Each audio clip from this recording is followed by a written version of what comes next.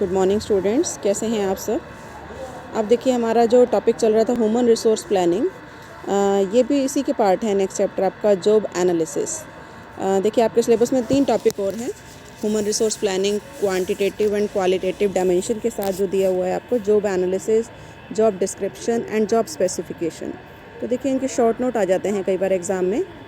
अब देखिए job analysis क्या होता है कि जैसे हमें जो ह्यूमन रिसोर्स मैनेजर है उसको कुछ रिक्रूटमेंट करनी पड़ती हैं, नंबर ऑफ़ एम्प्लॉयज़ की। जैसे वो प्लानिंग करता है कि इतने एम्प्लॉयज़ की रिक्वायरमेंट है, तो फिर वो जॉब के फ़ीचर्स के बारे में जानना चाहता है कि किस तरह की जॉब है, क्योंकि उसको कैंडिडेट्स को बताना पड़ेगा कि उनको किस तरह का काम करना पड़ेगा, है ना। तो फिर एक जॉब एनालिस्ट रख लिया जाता है। जॉब एनालिस्ट का जो काम होता है वो होता है जॉब को एनालाइज़ करना और ये देखना कि जो काम है वो किस तरीके का है, उसके क्या क्या फ़ीचर्स हैं, क्या मेथड्स हैं, है ना, ताकि वो उसके बेस पर जॉब स्पेसिफ़िकेशन तैयार कर सके या जॉब डिस्क्रिप्शन तैयार कर सके, जो उससे कैंडिडेट को बताना होता है या जिसके बेस पर उनको जो है वो कैंडिडेट का सिलेक्शन करना होता है। तो देखिए जॉब एनालिसिस क्या है। It is a detailed and systematic study of job, कि जॉब की डिटेल्ड और सिस्टमेटिक स्टडी है to know the nature and characteristics of the people to be employed on various job, कि डिफरेंट जॉब पर किन लोगों को लगाया जाए, उनकी क्या करेक्टरिस्टिक्स हैं और क्या नेचर है जॉब का। तो it involves collection of necessary fact regarding job, कि जॉब से रिलेटेड डिफरेंट जो डाटा है वो उनको कलेक्ट करना होता है और उसका एनालिसिस करना होता है। अब देखिए एक डेफिनेशन जो दी है माइकल जे जूसियस की, कि job analysis is a process of studying the operations duties and organisational aspect of job in order to determine कि जो वर्क है वो सही हो रहा है या नहीं हो रहा है ना। It is called job analysis, या इसके बेस पर ही जॉब स्पेसिफिकेशन किया जाता है। अब देखिए जो ये हैं इसके ऑब्जेक्टिव क्या हैं, क्यों जॉब एनालिसिस किया जाता है। सबसे पहले वर्क को सिंप्लीफाई करने के लिए, ये देखने के लिए कि क्या क्या काम करने हैं, क्या जॉब हैं और क्या सब जॉब हैं, उनके अंदर क्या काम है। तो वर्क को सिंप्लीफाई करना ताकि उसके अकॉर्डिंग जो कैंडिडेट है वो ये डिसीज़न ले सके कि उसको काम कौन कौन से करने पड़ेंगे आगे। Second, establishment of standard of performance, कि जब उसने काम किया तो उसकी परफॉर्मेंस को मेज़र करना कि उसने काम अच्छा किया या नहीं किया, या कौन कौन सी क्वालिटीज़ थी जो कि उसको पूरी करनी है, तो उनको स्टैंडर्ड बताने पड़ते हैं। तो स्टैंडर्ड बताने के लिए भी जॉब का एनालिसिस किया जाना बहुत ज़रूरी है। और जो अदर पर्सनल एक्टिविटीज़ की जाती हैं, जैसे बताया रिक्रूटमेंट है, ट्रेनिंग, सिलेक्शन या डेवलपमेंट, परफॉर्मेंस अप्राइजल, इन एक्टिविटीज़ के लिए भी ज़रूरी है कि आपको पता हो कि what is the nature of the job, है ना। तो ये भी मेन पर्पस है कि उसको कनेक्ट करना, कि आपको अगर रिक्रूटमेंट करनी है या सिलेक्शन या ट्रेनिंग करना है तो ये जॉब है, ये काम है जिसको उनको सिखाना है। उसके बाद देखिए नेक्स्ट इंपॉर्टेंट टॉपिक आता है what are the techniques of job analysis, कि इसकी क्या टेक्निक्स हैं, कैसे जॉब एनालिसिस किया जा सकता है, या जॉब एनालिस्ट जो होता है वो कौन कौन से मेथड्स को अडॉप्ट करता है। तो सबसे पहला है इसमें क्वेश्चनेयर, कि जो जॉब एनालिस्ट है वो एक क्वेश्चनेयर तैयार कर लेता है जिसमें बहुत सारे क्वेश्चंस होते हैं। तो जो एम्प्लॉयज़ हैं, जो वर्कर्स हैं, जो काम कर रहे हैं, है ना, उससे रिलेटेड, या जो मैनेजर्स हैं, उनको वो क्वेश्चंस के आंसर देने होते हैं। तो इसमें जो एम्प्लॉय का कोऑपरेशन है वो मस्ट होता है। इन क्वेश्चनियर्स के आंसर देकर वो जॉब के बारे में डिटेल देते हैं कि वो क्या कर रहे हैं, क्या क्वालिफ़िकेशन मस्ट है, किस किस तरह के काम उनको करने पड़ते हैं। तो टेक्निक तो टाइम कंज्यूमिंग है, लेकिन ये एम्प्लॉयज़ को अगर दिया जाता है और वो बिल्कुल एक्यूरेट इन्फॉर्मेशन अगर देते हैं तो फिर इसके बेस पर जॉब का एनालिसिस किया जा सकता है। और सेकंड है ऑब्जर्वेशन मेथड, कि जॉब एनालिस्ट जो है वो खुद देखे कि काम कौन कर रहा है, कैसे कर रहा है, what is the method, observe करके फिर उसको एनालिसिस करे और उसके बेस पर फिर अपने डाटा तैयार करे। तो ये है ऑब्जर्वेशन मेथड। उसके बाद देखिए थर्ड आता है इंटरव्यू। इसमें क्या होता है कि जॉब एनालिस्ट जो है वो एक इंटरव्यू जो है वो लेता है, और जो भी मतलब सुपरवाइज़र है उनको बुला लेते हैं या एम्प्लॉयज़ को बुला लेते हैं और उनसे पूछते हैं वर्बली कि what problems they are facing, है ना, किस किस तरह का काम वो करते हैं, उनका कॉन्फिडेंस लेवल चेक करते हैं। और उसके साथ साथ उनसे पूछा जाता है कि अगर एक न्यू एम्प्लॉय रखा जाए तो उसके अंदर क्या क्या क्वालिफ़िकेशन होनी चाहिए, उनको क्या क्या काम करने पड़ेंगे, है ना। तो उनसे भी पूछता है, फिर सुपरवाइज़र से भी पूछता है, सुपरिटेंडेंट से भी पूछता है, तो क्रॉस चेक भी हो जाता है। तो इस तरह से इंटरव्यू के थ्रू भी वो कुछ डाटा कलेक्ट कर सकते हैं। और फोर्थ मेथड इज़ रिकॉर्ड, कि जो पर्सनल डिपार्टमेंट है, ह्यूमन रिसोर्स डिपार्टमेंट या पर्सनल डिपार्टमेंट है, वो एम्प्लॉय से रिलेटेड कुछ रिकॉर्ड मेंटेन करते हैं। मतलब एम्प्लॉयज़ ने क्या क्या काम किया, फर्स्ट स्टेज पर क्या काम हुआ, सेकंड स्टेज पर क्या हुआ, तो वो रिकॉर्ड भी एक तरह से हेल्प कर सकता है जॉब एनालिस्ट की। और ये बिल्कुल बायस्ड फ्री होगा, क्योंकि यहाँ पर जो है वो मतलब सारी डिटेल इनको मिल जाएगी और इस रिकॉर्ड के बेस पर जॉब एनालिस्ट जो है वो कुछ इन्फॉर्मेशन कलेक्ट कर सकता है। उसके बाद है क्रिटिकल इंसिडेंट्स, कि अगर जो जॉब एनालिस्ट है वो जॉब होल्डर से ये पूछ सकता है कि आपका पिछला एक्सपीरियंस कैसा रहा, जो आपके क्रिटिकल इंसिडेंट थे, है ना, जो ऐसे इंसिडेंट आए जिस पर उनको कुछ फेस करना पड़ा या कुछ उनको लॉस हुआ, है ना, या उनका क्या एक्सपीरियंस रहा, उनसे पूछा जा सकता है। तो ये भी टाइम कंज्यूमिंग है कि आपको उनको बुलाना पड़ेगा और उनसे पूछना पड़ेगा और डिस्क्रिप्शन लेनी पड़ेगी जॉब की। तो ये भी एक मेथड है। उसके बाद नेक्स्ट तो है जॉब परफॉर्मेंस। इसमें जो जॉब एनालिस्ट है वो एक्चुअली जॉब को खुद परफॉर्म करते हैं, करके देखते हैं। जब वो खुद करते हैं, जैसे एक्चुअल टेस्ट, उनका एक्चुअल एक्सपीरियंस, फ़िज़िकल या सोशल डिमांड किस तरह की है, और फिर वो देख लेते हैं कि इस जॉब के क्या क्या फ़ीचर्स हैं। तो ये सिर्फ वहीं पर सूटेबल है जहाँ पर स्किल बेस जॉब हो, है ना, क्योंकि हर काम वो खुद करके नहीं देख सकते। उनकी कैपेबिलिटी, जो जॉब एनालिस्ट हैं उसकी कैपेबिलिटी भी अलग हो सकती है। तो ये थे कुछ हमारे मेथड जिसके बेस पर जॉब एनालिसिस किया जाता है।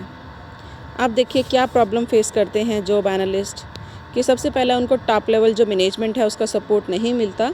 अगर वो एम्प्लॉयज़ को इंस्ट्रक्शन दें कि वो जो भी इंफॉर्मेशन देंगे ऑनेस्टी से देंगे, तो ये प्रॉब्लम सॉर्ट आउट हो सकती है। लेकिन अगर ऐसा नहीं किया जाता तो फिर जो एम्प्लॉयज़ हैं वो कई बार सही इंफॉर्मेशन प्रोवाइड नहीं करते। सेकेंड, जो जॉब एनालिस्ट है वो जनरली सिंगल मेथड यूज़ करते हैं। तो सिंगल मेथड में कई बार अगर एम्प्लॉयज़ ने सही इन्फॉर्मेशन नहीं दी, जैसे क्वेश्चनर यूज़ किया या इंटरव्यू यूज़ किया, उसके बेस पर डिसीज़न ले लेते हैं। लेकिन कई बार एक मेथड से जो इन्फॉर्मेशन मिलती है वो सही नहीं मिलती, तो उनको 2 या 2 से ज़्यादा मेथड यूज़ करने चाहिए और फिर रिज़ल्ट्स को आपस में कंपेयर करना चाहिए।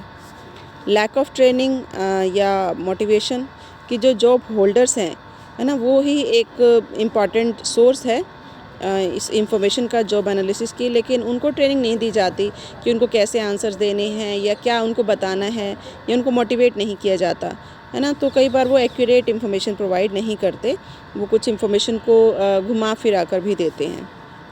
डिस्टोर्शन ऑफ एक्टिविटीज़, कि जब ट्रेनिंग दी जाती है तो जो कई बार कुछ एक्टिविटीज़ ऐसी होती हैं जो इंटेंशनली जानबूझकर भी कुछ गलत इन्फॉर्मेशन उन एक्टिविटीज़ के बारे में दे दी जाती है ना। तो अगर किसी पर्सन को ये एहसास कराया जाए कि जो इन्फॉर्मेशन वो दे रहा है वो उसके लिए भी वो यूज़ हो सकती है ना, तो वो सही इन्फॉर्मेशन देगा।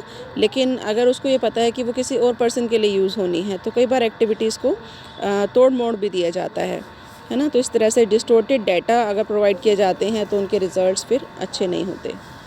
तो ये कुछ प्रॉब्लम्स हैं जो कि फ़ेस करनी पड़ती हैं जॉब एनालिस्ट को। लेकिन उसके बावजूद जो रिक्रूटमेंट की जाती है या ह्यूमन रिसोर्स प्लानिंग की जाती है, ये उसका इम्पॉर्टेंट पार्ट है कि जॉब को एनालाइज़ किया जाता है और ये देखा जाता है कि क्या क्या काम कैंडिडेट को करने पड़ते हैं, कौन कौन सी स्टेजेस से उनको गुजरना पड़ता है ना। और उसके बेस पर होता है जॉब डिस्क्रिप्शन। जब रिक्रूटमेंट के लिए एडवर्टाइजमेंट दी जाती है या इंटरव्यू लिया जाता है तो हम उसमें जॉब को डिस्क्राइब करते हैं कि उनको क्या क्या काम करने पड़ेंगे। तो job description is the immediate product of job analysis. Job analysis का ये इमीडिएट प्रोडक्ट है। जॉब एनालिसिस के बेस पर ही जॉब डिस्क्रिप्शन तैयार होती है या जॉब स्पेसिफिकेशन तैयार होती है। तो जॉब डिस्क्रिप्शन क्या है कि जो डिस्क्राइब करती है कि व्हाट द जॉब एंटेल्स, इस जॉब में क्या है, मतलब उनको इस जॉब में क्या क्या करना पड़ेगा। तो ब्रीफ समरी ब्रीफ तैयार हो जाता है। तो देखिए, preparation of job description is necessary before a vacancy is advertised, कि जब वैकेंसी निकाली जाती है तो उससे पहले जॉब डिस्क्रिप्शन तैयार होना चाहिए। अब देखिए जॉब डिस्क्रिप्शन में क्या क्या आता है। एक तो जॉब का टाइटल, आपको बताना होता है कि for which post you are advertising, है ना, उसका क्या टाइटल है और ऑब्वियसली क्या क्वालिटीज़ हैं इस जॉब होल्डर की, डिज़ायरेबल क्वालिटीज़ क्या क्या होनी चाहिए, क्वालिफ़िकेशंस क्या क्या होनी चाहिए, और वो एक जॉब को दूसरे जॉब से कैसे अलग करता है ना। इसी तरह से job summary, describe the contents of the job, है ना, कि कौन कौन सी एक्टिविटीज़ इसमें उनको करनी पड़ेगी। तो ब्रीफ में उनको बताना होता है नेचर ऑफ़ द जॉब के बारे में या duties to be performed by the employ, है ना। फिर उसके बाद जॉब लोकेशन की उनको ये काम कहाँ पर करना पड़ेगा, है ना, वो प्लेस कौन सा होगा, वो फैक्ट्री होगी या कहीं और जाकर करना है। ड्यूटीज़ एंड रिस्पॉन्सिबिलिटीज़ कि उनकी क्या होंगी, क्या क्या काम उनको करना है और उनकी क्या रिस्पॉन्सिबिलिटी है। अगर वो काम नहीं हुआ तो कैसे उनको रिस्पॉन्सिबल ठहराया जाएगा। इसी तरीके से जो मशीन्स हैं, टूल्स, मटेरियल, किस मशीन पर उनको काम करना होगा वो भी बताया जाता है जॉब डिस्क्रिप्शन में कि उस मशीन की नॉलेज उनको है या नहीं, उन टूल्स की, मटेरियल की। वर्किंग कंडीशंस उनको कैसे प्रोवाइड की जाएंगी, कहाँ पर उनको काम करना होगा, सुपरवाइज़र कौन होगा, किस तरह का सुपरविज़न होगा, होल टाइम होगा या पार्ट टाइम होगा, या जस्ट उनको अपनी रिस्पॉन्सिबिलिटी पूरी करनी है, कोई सुपरविज़न नहीं है ना, और अदर जॉब से वो किस तरह से रिलेटेड है। तो ये कुछ कंटेंट्स थे जॉब डिस्क्रिप्शन के, जो कि डिस्क्रिप्शन के टाइम पर लिखे जाते हैं। तो आई थिंक क्लियर हो गए होंगे कि जॉब डिस्क्रिप्शन कहाँ यूज़ की जाती है। उसके बाद देखिए नेक्स्ट आता है जॉब स्पेसिफिकेशन। जॉब स्पेसिफिकेशन क्या है, is also the product of job analysis. जो जॉब एनालिसिस किया जाता है उसका ये प्रोडक्ट है, जिसमें बताया जाता है कि आपको क्या स्पेशल काम करना है, मतलब आपका जो स्पेसिफिकेशन है वो क्या होना चाहिए। तो it is also the product of job analysis. और इसी तरीके से job specification is a statement of minimum acceptable human qualities required to perform a job, कि कोई भी काम को करने के लिए जितनी आपकी मिनिमम जो क्वालिटीज़ होनी चाहिए आपके अंदर, ताकि उस काम को आप अच्छे से कर सकें। तो it specifies the type of person required in term of educational qualification, कि आपकी एजुकेशनल क्वालिफ़िकेशन कितनी होनी चाहिए, आपके पास एक्सपीरियंस कितना होना चाहिए, आपका एप्टीट्यूड कैसा होना चाहिए जॉब से रिलेटेड, है ना, और फर्दर उसके अलावा आपके पास क्या क्या क्वालिटीज़ आपकी होनी चाहिए। तो ये कहलाता है जॉब स्पेसिफिकेशन। अब देखिए इसमें क्या क्या आता है। एक तो फिज़िकल कैरेक्टरिस्टिक्स, फ़िज़िकल में कि आपकी हाइट कितनी होनी चाहिए, जैसे आपने आर्मी में जाना है, नेवी में जाना है, तो वो हाइट को मेज़र करते हैं। आपका वेट कितना होना चाहिए, चेस्ट, विज़न, हियरिंग, ये डिपेंड करता है जॉब के ऊपर, है ना, कि आपकी जो फिज़िकल कैरेक्टरिस्टिक्स है उसमें क्या देखा जाएगा। आपकी वॉइस, आपकी एज, या साइकोलॉजिकल एंड सोशल कैरेक्टरिस्टिक्स भी, कि आपका एनालिटिकल व्यू कैसा है, इमोशनल स्टेबिलिटी कैसी है ना, और इसी तरीके से कन्वर्सेशन एबिलिटी, कि जहाँ पर बोलने की काबिलियत देखी जाती है अगर जॉब की रिक्वायरमेंट ऐसी है। मेंटल कैरेक्टरिस्टिक्स भी देखा जाता है कि आप किस तरह से कंसंट्रेट कर पाते हैं, आपका इंटेलिजेंस लेवल क्या है, आपकी मेमोरी किस तरह की है। पर्सनल कैरेक्टरिस्टिक्स में एक्सपीरियंस देखा जाएगा, आपकी हॉबीज़ क्या हैं, है ना, और एजुकेशन किस तरह की हैं, आप मेल हैं, फीमेल हैं, है ना। तो इस तरह की कुछ क्वालिटीज़ हैं जो कि देखी जाती हैं।